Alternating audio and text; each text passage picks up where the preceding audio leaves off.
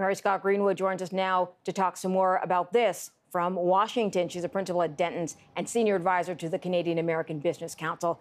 All right, MaryScott, let's talk a little bit about what will be job one for her if and when she's confirmed. Well, Kelly really expressed today a sense of public service.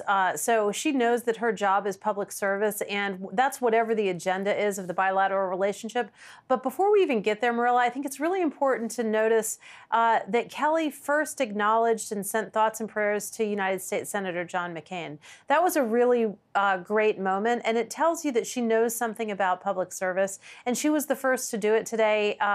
And it just speaks volumes about the person that she is and the job she'll do as our ambassador if she's confirmed. Well, what does it say to you?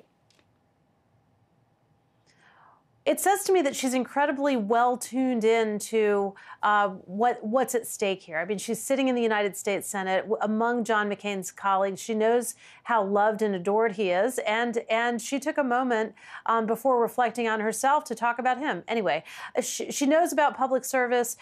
She talked about seeing Canada and the United States working together during her time at the UN as a force for good in the world. And I thought that was also very powerful. You know, she's already thinking about the bilateral relationship and how we confront issues together, as opposed to just U.S. versus Canada, Canada versus U.S., which is what the trade negotiation is about. And that's important, too. But I thought she put it into a very good context for all of us. Yeah, we're not necessarily used to hearing that sort of voice from the Trump administration. Anyway, how much of a role will she have, for example, in the NAFTA renegotiations?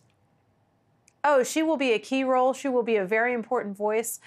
She will be a voice of reason and of intelligence. And not only will she represent the United States' interest in Canada, but she will also serve as a way to translate the Canadian point of view back to Washington, help explain to the cabinet, to the president, to the advisors, just how integrated this relationship is, just how important it is.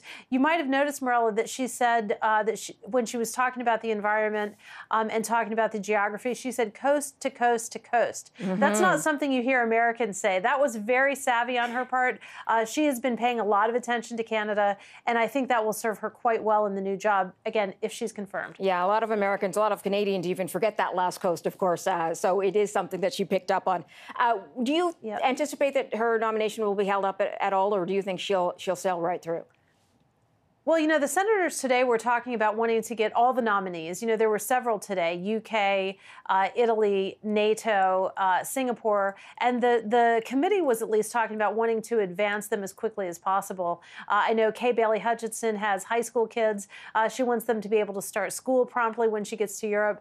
And so there are the very human concerns, you know, family concerns, but then there's also the foreign policy of the United States, which is pretty important. So that particular committee, Senate Foreign Relations, definitely wants to see this advance, but it depends on a lot of other things. You know, the Senate has tied itself up in pretzels over a health care vote.